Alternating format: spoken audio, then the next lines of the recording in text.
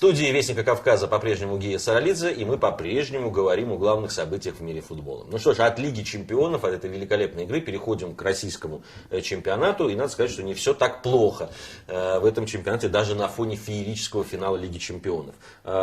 Состоялся супер-матч. В 11-м туре встречался питерский «Зенит» и московский «Спартак». «Зенит» победил со счетом 3-0, хотя «Спартак» показывал неплохую игру временами, и только иногда Счастье и Малафеев, голкипер «Зенита», спасали от взятия ворот питерский клуб. Но все-таки победа «Зенита». «Зенит» показал, что эта команда настроена на победу и в этом чемпионате, и что вот те потери очковые, которые были до этого, ну, это все-таки такая расхоложенность, что ли. Все-таки на серьезных соперников зенитовцы по-прежнему настраиваются здорово, показывают очень хороший футбол. Ну а стадион Петровский, как всегда, был переполнен, и поддержки болельщиков питерскому клубу обеспечено всегда. Ну, особенно, конечно, в дни таких игр. Интересно, что вокруг вот этого матча, конечно, который привлекал внимание всех болельщиков, не только болельщиков «Зенита» и «Спартака», возник скандал.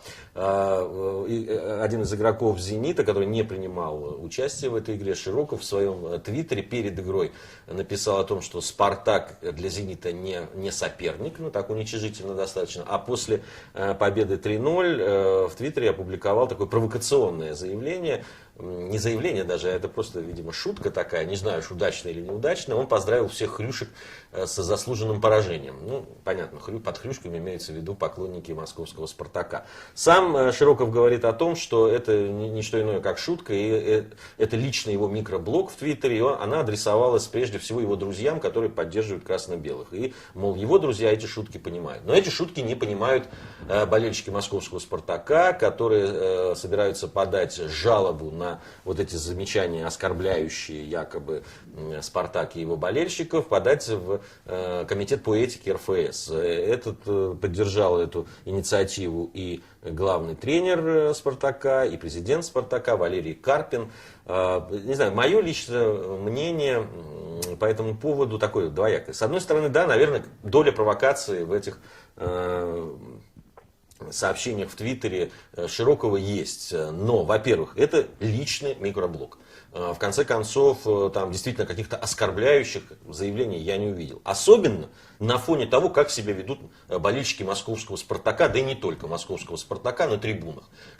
Какие кричалки в их арсенале есть, то, что они пишут на сайтах, на форумах и так далее. Но то, что написал Широков, это просто детский лепет по сравнению с тем, что позволяют себе болельщики, в том числе и на матчах, которые транслируются по телевидению и на стадионах, где есть дети, женщины и так далее. Но если уж наказывать кого-то, то надо, наверное, не с Широкого начинать все-таки. Потому что и тот же Валерий Карпин, который говорит, как мы можем отделить действительно болельщиков от провокаторов и так далее на трибунах. Каждый может прийти, одеться в спартаковскую форму, повести себя там неправильно, и за это будет наказан клуб. В таком случае я могу ответить Валерию Георгиевичу, что что ж теперь наказывать футболиста, он не имеет права высказать в довольно, прямо скажем, такой, не то чтобы корректной, но спокойной форме свое отношение к московскому «Спартаку» или его болельщикам. Здесь, мне кажется, надо бы посмотреть вначале на себя, прежде чем обращаться в комитет по этике, особенно после событий в Самаре, в Москве и так далее. Здесь, мне кажется, что московские болельщики московского «Спартака» немножко перебирают. Хотя история с запрещением использования микроблогов в Твиттере, в интернете, блогов и так далее, она международная. Бывали случаи, когда запрещали общаться футболистам в английском чемпионате, тому же Руни, кстати, перед матчем с Барселоной в финале тоже досталось за это, его вообще могут чуть ли не дисквалифицировать. Определенные запреты вводились и в других, а в NBA так вообще там на всю лигу наложен запрет в общении в Твиттере. Поэтому посмотрим, как это скажется вообще на нашем чемпионате. Может, у нас тоже будут приняты какие-то меры по этому поводу.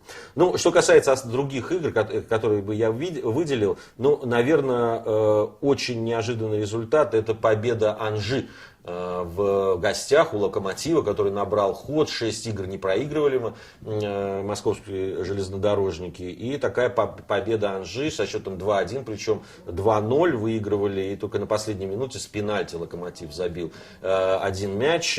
Ну, здесь, конечно, надо отметить, что Анжи набрал очень хороший ход. На 4-м месте сейчас находится команда. Набрала настолько же очков, сколько и все лидеры. А вообще лидеров у нас 4, у всех по 19 очков. Единственное, армейцы провели на один матч меньше, 10 игр. А так все остальные по 11. Сам ЦСКА, кстати, потерял очки. Он в домашнем матче не смог справиться с Кубанью. Со счетом 1-1 закончился этот матч. И, кстати, на последних минутах Кубань могла и победить. Динамовцы одержали победу над Краснодаром на выезде 0-1 и также находится в зоне лидирующие. Там такое расположение такое по 19 очков, я напомню, у всех. И там идут ЦСКА, Зенит, Динамо и Анжи. И Локомотив после вот этого поражения немного отстал, 18 очков у этой команды. Вообще надо сказать, что очень плотно располагаются команды и в верхней турнирной таблице, в верхней части турнирной таблицы, и в нижней. Сейчас у нас два отстающих: Спартак, Нальчик и Крылья Советов. Кстати, Крылья Советов провели очень хороший матч, интересный, с Ростовом со счетом 2-2, такой боевой матч, хорошие мячи тоже были забиты. Ну и не могу сказать еще об одном матче, который, ну, выделялся тем, что был невероятно...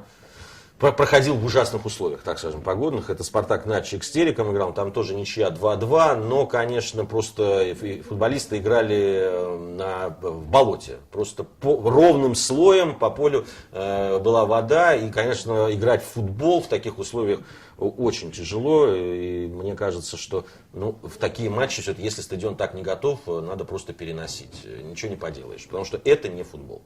Ну, вот такая вот ситуация после 11-го тура. Будем следить мы за тем, как развиваются события в российском чемпионате. Ну, сейчас российский чемпионат на некоторое время прерывается, ввиду того, что сборной России предстоит матч в отборочном туре чемпионата Европы 2012 года с Арменией. Вот об этом мы с вами поговорим в следующей части нашей программы.